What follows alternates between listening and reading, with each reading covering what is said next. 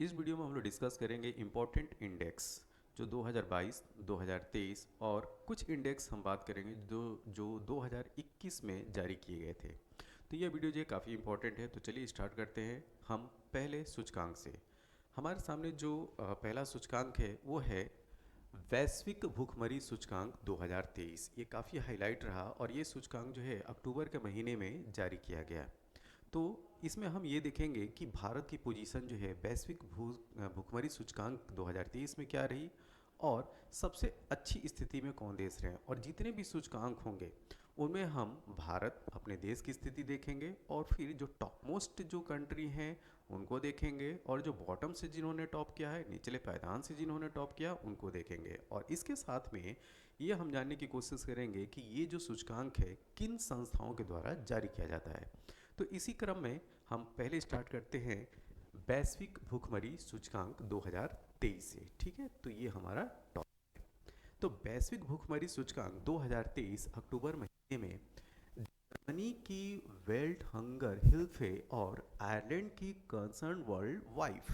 देखिए, मैंने बोला ना कि जो इंस्टीट्यूट हैं जो इन सूचकांकों को जारी करते हैं उनका भी नाम याद रखना जरूरी है। तो वैश्विक भुखमरी सूचकांक 2023 अक्टूबर महीने में जर्मनी की वेल्ट हंगर हिल्फे और आयरलैंड की कंसर्न वर्ल्ड वाइफ के द्वारा जारी किया गया। और वैश्विक भुखमरी सूचकांक 2023 में बेलारूस, बोस्निया, चिली, क्रोएशिया और चीन सहित 20 देश जो है वो शीर्ष स्थान पर हैं। ठीक है, तो टॉप पोजीशन पे जो है इन देशों का स्थान रहा। अब हम अपने देश भारत की बात करेंगे। तो अपने देश भारत का जो स्थान रहा वो 111 नंबर पे। तो भारत की पोजीशन जो है वो 111th नंबर पर है। और कितने देशों में? 125 देशों में। तो 125 देशों में भारत की पोजीशन 111वें स्थान पर रही।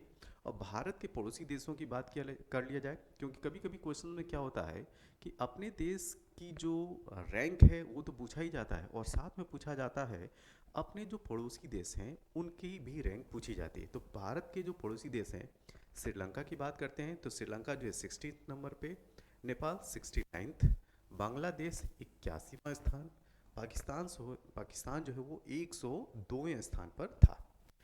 दक्षिण एशिया, साउथ एशिया की बात करें तो भारत अफगानिस्तान से ही बेहतर कंडीशन में है, और अफगानिस्तान की जो रैंक है वो 114वां स्थान है। कितना है? 114वां स्थान।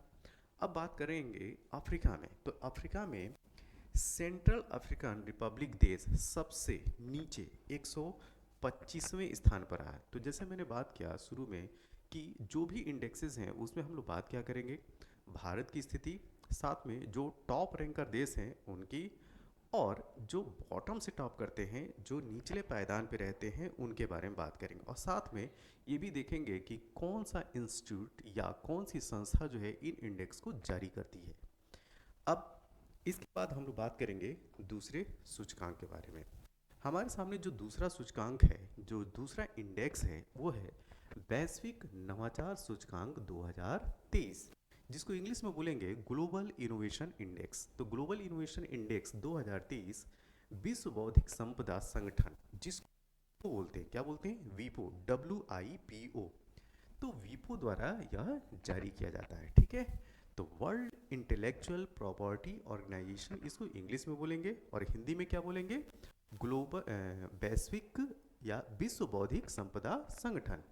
तो यूपो वीपो द्वारा जारी किया गया है। और इन्वेस्टर इंडेक्स 2023 में जो टॉप 3 की जो देश हैं वो है स्विट्जरलैंड पहले स्थान पे, स्वीडन जो है वो दूसरे स्थान पे, और अमेरिका जो है वो तीसरे स्थान हासिल किया हुआ है। भारत के स्थान की अगर बात किया जाए तो ग्लोबल इनोवेशन इंडेक्स 2023 में भारत जो है वो 40वें स्थान पे है। तो भारत की जो पोजीशन है वो 40वें स्थान पे है। अब जो ये पोजीशन जो बता रही है कि भारत की पोजीशन जो वो 40वें स्थान पे है, यह इंडिकेट कर रहा है कि भारत जो है इनोवेशन, या ये कहा जाए कि स्टार्टअप जो इनिशिएटिव है उसमें काफ़ी बेहतर परफॉर्मेंस कर रहा है। तो ये जो इंडेक्स हैं वो अपने देश की स्थिति को बताते हैं। तो जिस संदर्भ में ये इंडेक्स जारी होते हैं उस संदर्भ से हमें पता चलता है कि अपने देश की या अन्य देशों की स्थिति क्या है।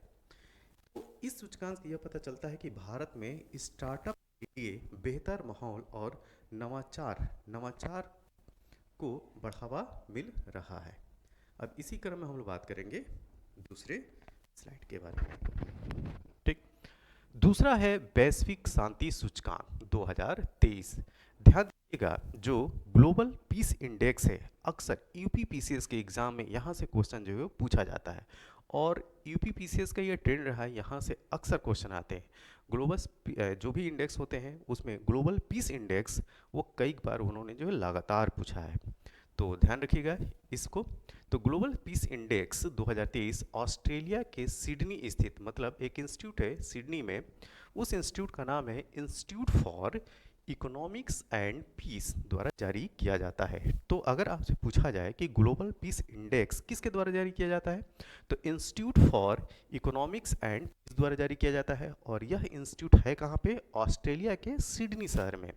तो ये थोड़ा सा डीप नॉलेज भी रखना कभी कभी जरूरी हो जाता है जब आपसे इंस्टीट्यूट के बारे में पूछा जाए, और वह इंस्टीट्यूट जो है, वो जो संस्थान है वो कहाँ पे है। ठीक है, अब टॉप 3 जो कंट्री है, आइसलैंड बहुत ही शांत, न्यूजीलैंड दूसरे स्थान पे, और आयरलैंड जो है वो तीसरे स्थान पे।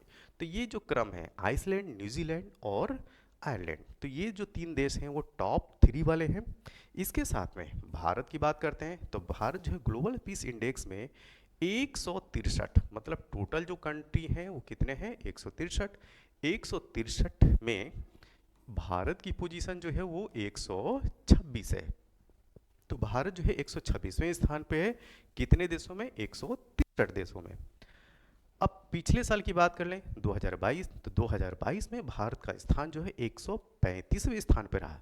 तो मतलब कि 2023 एक साल में भारत की स्थिति जो है वो थोड़ी सुधरी है। तो 135 से आज की डेट में हम लोग 126वें स्थान पर पहुंच गए हैं। भारत जो है दक्षिण एशिया, साउथ एशिया की बात किया जाए, जिसमें पाकिस्तान, बांग्लादेश, नेपाल, भूटान और श्रीलंका आते हैं, इन देशों में अगर बात किया जाए तो भारत दक्षिण एशिया में तीसरा सबसे अशांत देश। ठीक है, तो तीसरा सबसे अशांत देश है। तो इसके अलावा जो, मतलब इससे जो आगे चल रहे हैं वो कौन से होंगे, इनको देख लेते हैं। तो अफगानिस्तान का स्थान जो है 163वें स्थान पे है, और पाकिस्तान जो है वो 146वें स्थान पे है। तो अगर साउथ एशिया की बात किया जाए, तो साउथ एशिया में अफगानिस्तान जो है उसकी हालत जो है वो बहुत ही ख़राब है। ठीक, सबसे अशांत जो है वो अफगानिस्तान है। तो अफगानिस्तान की रैंक जो है वो 163, आप यहाँ देख सकते हो 163 देश थे, और अफगानिस्तान को जो रैंक मिली है वो 163वां ही मिला है। साउथ एशिया की बात की जा रही है, पाकिस्तान की बात कर लें। ठीक है, तो पाकिस्तान जो है 146वें रैंक पे है, और भारत साउथ एशिया के देशों में जो भारत की जो पोजीशन है वो 126 है। तो इस तरीके से साउथ एशिया में अशांत देशों की स्थिति में देखा जाए तो तीसरे स्थान पे भारत है। और सबसे अशांत पूरे विश्व में बात कीजिए या साउथ एशिया की बात कीजिए, तो सबसे अशांत देश जो है वो अफगानिस्तान है, जिसको 163वीं रैंक, तो 163 तो देश ही थे जिसमें अफगानिस्तान की रैंक 163वीं है। अब चलते हैं अगले सूचकांक की तरफ। तो विश्व प्रेस स्वतंत्रता सूचकांक 2023 के बारे में बात करते हैं। ठीक है, तो वर्ल्ड प्रेस फ्रीडम इंडेक्स, तो वर्ल्ड प्रेस फ्रीडम इंडेक्स 2023 को जो जारी करने वाली संस्था है वो है विदाउट बॉर्डर्स। तो रिपोर्टर्स विदाउट बॉर्डर्स के द्वारा यह रिपोर्ट जो है जारी की जाती है। ठीक है, तो वर्ल्ड प्रेस फ्रीडम इंडेक्स। अब इसमें जो टोटल देश थे 180 देश थे, और 180 देशों में भारत की पोजीशन जो है वो 161th, तो 161वें रैंक जो है वो भारत को प्राप्त हुआ है। पिछले साल की अगर बात करें 2022 की, तो 2022 में प्रेस फ्रीडम इंडेक्स में भारत का स्थान जो है 150वां स्थान था। तो 150 से और हालत इसकी गिरी है, और भारत जो है वो 161वें स्थान पे पहुंच गया है।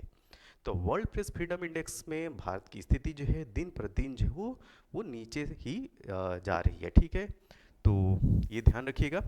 इस सूचकांक में उत्तर कोरिया, मतलब नॉर्थ कोरिया जो है 180वें स्थान पे है, जो कि सबसे नीचे वाले स्थान पर अगर बात की जाए तो वो है नॉर्थ कोरिया।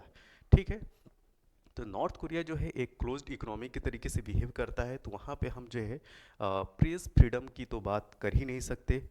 ठीक, तो वहाँ जो है वो प्रेस या जर्नलिज्म जो है वो जीरो है एक तरीके से माने तो इसी वजह से नॉर्थ कोरिया की जो पोजीशन है 180 देशों में, जो वर्ल्ड प्रेस फ्रीडम इंडेक्स है 180 देशों में 180वां रैंक है। ठीक है, और चाइना भी पीछे नहीं है। ठीक, 179वां जो स्थान है 179 जो है ये रैंक जो है वो चीन की है। ठीक है, चाइना की। अब विश्व प्रेस स्वतंत्रता सूचकांक में जो टॉप 3 कंट्री हैं उसमें नॉर्वे जो है वो पहले स्थान पे है, आयरलैंड दूसरे स्थान पे और डेनमार्क जो है वो तीसरे स्थान पे है। तो ये स्थिति रही टॉप 3 देश। तो वर्ल्ड प्रेस फ्रीडम इंडेक्स में नॉर्वे पहले स्थान पे, आयरलैंड दूसरे और डेनमार्क जो है वो तीसरे स्थान पे है। अब हम बात करते हैं अगले सूचकांक की तरफ। अगला सूचकांक काफ़ी इंपॉर्टेंट है, ये है लोकतंत्र सूचकांक। ठीक है, तो जो डेमोक्रेटिक इंडेक्स है, ठीक, या डेमोक्रेसी इंडेक्स है लोकतंत्र सूचकांक 2021, ये जारी किया गया इकोनॉमिक्स इंटेलिजेंस यूनिट। ठीक है, इस संस्था का नाम याद रखना है। जो इकोनॉमिक इंटेलिजेंस यूनिट है वो लोकतंत्र डेमोक्रेसी इंडेक्स जारी करती है, और यह संस्थान जो है वो 1946 में बनी थी और यह लंदन बेस्ड है। ठीक है, तो ये लंदन बेस्ड जो है संस्थान है इकोनॉमिक इंटेलिजेंस यूनिट, और 1946 में इसकी स्थापना हुई थी। लोकतंत्र सूचकांक 2021 में भारत का स्थान 167 देशों में, मतलब कि 167 कंट्री में 46वां स्थान है। क्या 46th रैंक जो है वो अपने देश भारत की है। ठीक है, इस सूचकांक में उत्तर कोरिया जो है सबसे नीचे स्थान पे है, और लोकतंत्र सूचकांक 2021 में टॉप करने वाले देशों में नॉर्वे, न्यूजीलैंड और फिनलैंड, ये जो है टॉप 3 कंट्री हैं। क्या नॉर्वे पहले स्थान पे, दूसरे स्थान पे न्यूजीलैंड और तीसरे स्थान पे जो है वो फिनलैंड है। अब हम बात करेंगे अगले सूचकांक के बारे में। अगला सूचकांक जो है भ्रष्टाचार अवधारणा सूचकांक 2021, इसको इंग्लिश में बोलते हैं करप्शन परसेप्शन इंडेक्स। फिर से ध्यान से देखिए, भ्रष्टाचार को करप्शन, अवधारणा परसेप्शन और सूचकांक मतलब इंडेक्स।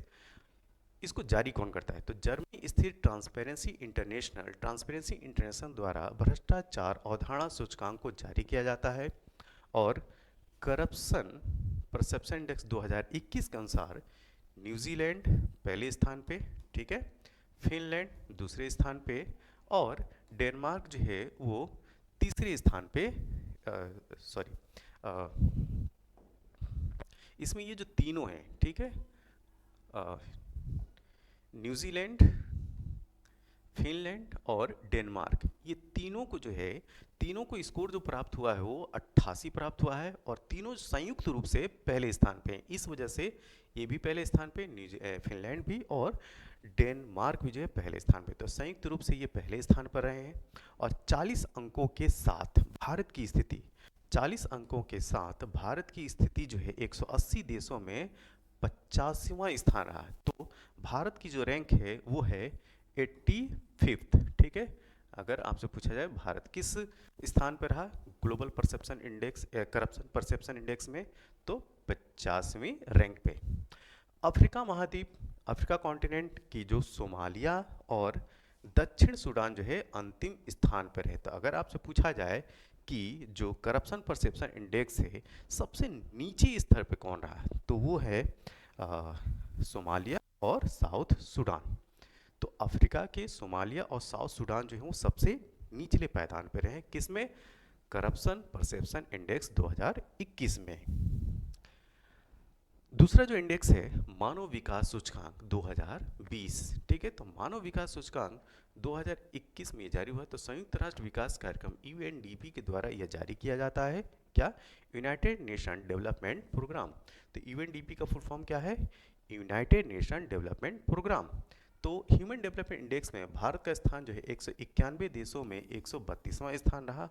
और अफ्रीका महाद्वीप की अगर बात किया जाए, ठीक है, तो अफ्रीका महाद्वीप में दक्षिण सूडान देश सबसे निचले स्थान, ठीक है, तो सबसे अगर नीचे की बात किया जाए तो दक्षिण सूडान है, साउथ सूडान। तो इसको रैंक कौन सी प्राप्त होगी? 192 91, ठीक है।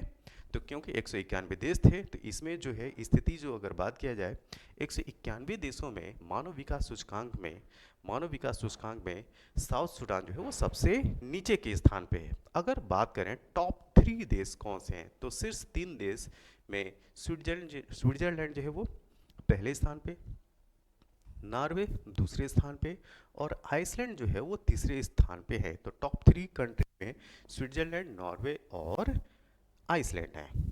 अब हम बात करेंगे अगले इंडेक्स के बारे में। हमारे सामने जो अगला इंडेक्स है वो है विश्व खुशहाली सूचकांक 2023। तो वर्ल्ड हैप्पीनेस इंडेक्स 2023 में शीर्ष 3 देश जो हैं वो है फिनलैंड, डेनमार्क और आइसलैंड। भारत का स्थान जो है 137 देशों में 126वां, ठीक है। स्कोर जो है 4.64। आप लोग को स्कोर जो है नहीं याद रखना है, आप केवल और केवल जो है रैंक जरूर याद रखें। तो टोटल जो देश थे 137 थे, 137 देशों 126वां स्थान जो है वो जो है वो भारत को प्राप्त हुआ है। अब बात किया जाए कि सबसे नीचे के स्तर पर कौन रहा, तो अफगानिस्तान का स्थान जो है 137वां स्थान रहा, ठीक है।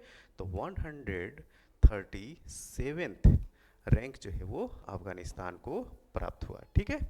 अब बात आती है कि इस सूचकांक को जारी कौन करता है, ठीक। यहाँ पे लिखा नहीं गया है, मैं बता दे रहा हूँ।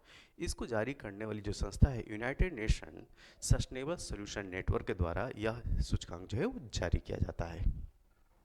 नेक्स्ट हमारे सामने ये एक रिपोर्ट है, ठीक है। किसकी रिपोर्ट है? सैन्य खर्च पे, ठीक है। जो मिलिट्री एक्सपेंसेस हैं उसके बारे में ये रिपोर्ट है।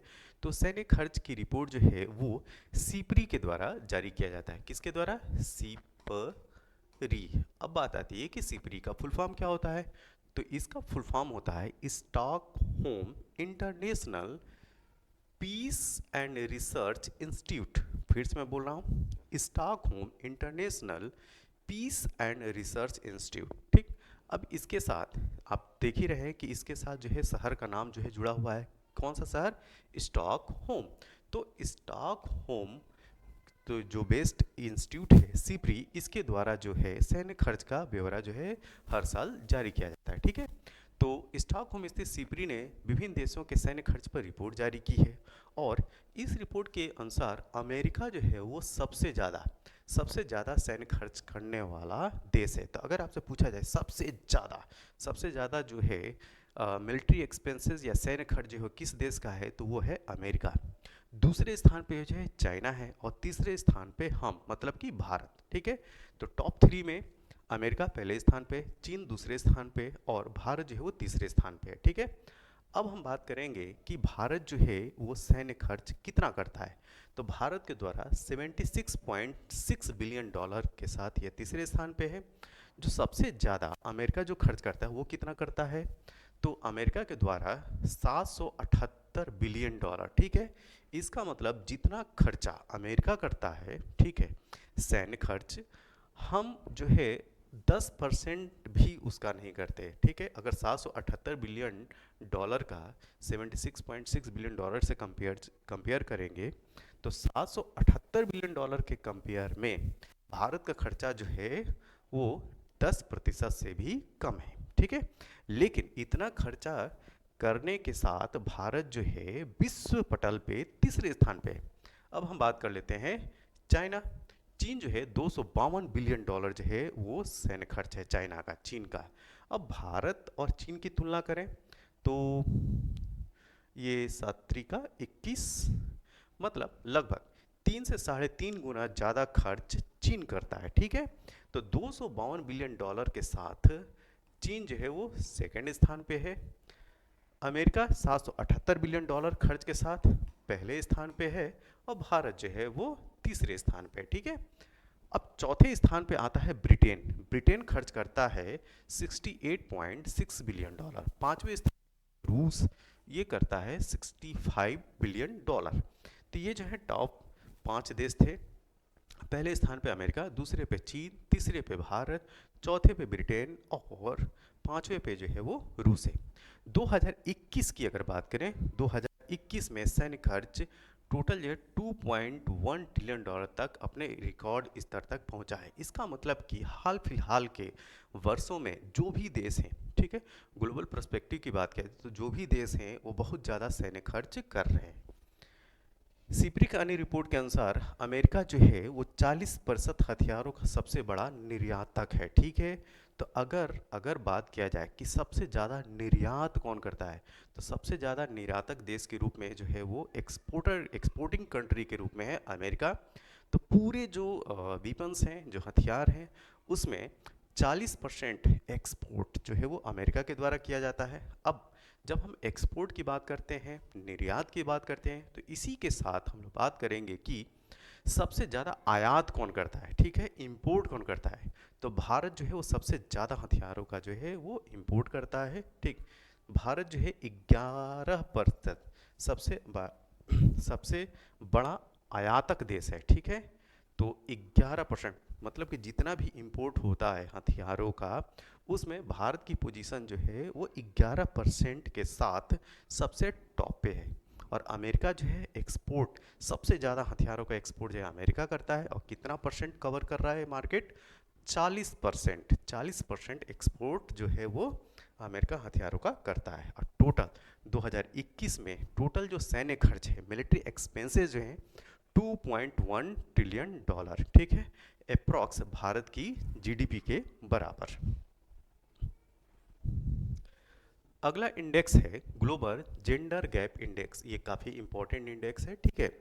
Global gender gap index 2023 world economic forum WEF, ठीक है, इसके द्वारा जारी किया गया। और इस इंडेक्स अनुसार भारत जो है 146 देशों में, टोटल कितने देश थे? 146 देशों में भारत की पोजीशन जो है 127 थी, इसको याद रखिएगा। वहीं 2022 की अगर हम बात करें तो 2022 में भारत का स्थान जो है 135वां स्थान था। कितने देशों में? 156 देशों में। तो 156 देशों में भारत की स्थिति जो है वो 135वीं रैंक थी। कब? 2022 में, एक साल पीछे। लेकिन अब 2023 में अगर हम बात करें तो भारत की स्थिति जो है वो इम्प्रूव हुए, 127th रैंक प्राप्त हुआ है। कितने देशों में? 146 देशों में। इस इंडेक्स में टॉप 3 के जो देश हैं, आइसलैंड, नॉर्वे और फिनलैंड। अगला जो इंडेक्स है वो है वैश्विक जलवायु जोखिम सूचकांक 2021, ग्लोबल क्लाइमेट रिस्क इंडेक्स 2021। तो global climate risk index 2021 Germany के जो बान में स्थित जर्मन वाच संस्था द्वारा जारी किया जाता है, ठीक है। तो जर्मनी का शहर है बान, वहाँ पे इंस्टीट्यूट है क्या? जर्मन वाच इंस्टीट्यूट, ठीक है। इसके द्वारा जारी किया जाता है वैश्विक जलवायु जोखिम सूचकांक। तो इस सूचकांक के तहत 3 सबसे प्रभावित देश जो हैं, मोजाम्बिक, जिम्बाब्वे और बहामा। भारत विश्व का 7वां सबसे ज़्यादा, ठीक है, तो भारत जो है वो 7वां सबसे ज़्यादा क्लाइमेट रिस्क में आता है। प्राकृतिक आपदाओं से पिछले 20 वर्षों में सबसे ज़्यादा प्रभावित होने वाले देशों में प्यूर्टोरिको, म्यांमार और हेती हैं। ये जो छोटे देश हैं वो क्लाइमेट से सबसे ज़्यादा प्रभावित होते हैं, ठीक है। तो प्यूर्टोरिको, म्यांमार और हेती, इनको याद रखना है। अब अगला जो इंडेक्स है वो है ग्लोबल लिवेबिलिटी इंडेक्स 2021। तो global liveability index 2021 economic intelligence unit, ठीक है, क्या? Economic intelligence unit. और इसकी ये कहाँ की संस्था है? ये लंदन बेस्ड इंस्टीट्यूट है और जिसकी स्थापना 1946 में हुआ था, ठीक है। तो ग्लोबल लिवेबिलिटी इंडेक्स 2021 जो है वो इकोनॉमिक इंटेलिजेंस यूनिट के द्वारा जारी किया जाता है। और रिपोर्ट के अनुसार दुनिया के सबसे अच्छे रहने लायक शहरों में सूची पर जो है वो निम्न शहर थे। एक ऑकलैंड, न्यूजीलैंड का शहर ऑकलैंड, ओसाका जापान का शहर, और एडिलेड ऑस्ट्रेलिया का। तो अगर कहीं पर रहना हो, ठीक है, तो आप अच्छे शहरों की चाह में कि वो कौन सा शहर चूज किया जाए पूरे विश्व में जहाँ पे रहा जाए, तो रहने लायक सबसे अच्छे शहरों में जो है वो न्यूजीलैंड का ऑकलैंड, ओसाका जापान देश का ओसाका शहर, और ऑस्ट्रेलिया का एडिलेड। तो इस सूची में सीरिया की राजधानी अगर कहीं नहीं रहना चाहते हैं तो जो सीरिया की कैपिटल है दमिश्क, वो सबसे निचले पायदान पे, ठीक है। ये बात की जाती है 2021 की। लेकिन अगर 2023 की बात किया जाए तो सबसे बुरी जगह जो है आज की डेट में अगर आपसे पूछा जाए तो कौन सी है? जी हाँ, गाजा। ठीक। अगला index, cost of living index 2021। तो इस रिपोर्ट्स को भी लंदन स्थित इकोनॉमिक इंटेलिजेंस यूनिट EIU के द्वारा जारी किया गया है। ठीक है। और इस रिपोर्ट में रहने के अनुसार विश्व का सबसे महंगा शहर, अगर आपसे पूछा जाए कि सबसे महंगा शहर कौन सा है, तो सबसे महंगा शहर इजराइल का तेल अवीव है। ठीक। और इसके बाद पेरिस और सिंगापुर में है। ये जो है वो तीन महंगे शहरों में है। क्या? तेल अवीव जो कि इसराइल का शहर है, पेरिस और सिंगापुर, इनको याद रखिएगा। ठीक है। तो तेल अवीव, पेरिस और सिंगापुर जो है वो रहने के हिसाब से सबसे महंगे शहर है। इस रिपोर्ट के अनुसार फिर सीरिया की जो कैपिटल है दमिश्क जो है वो सबसे सस्ता शहर है। तो अगर सबसे सस्ता शहर आपसे बात की जाए तो कौन सा है?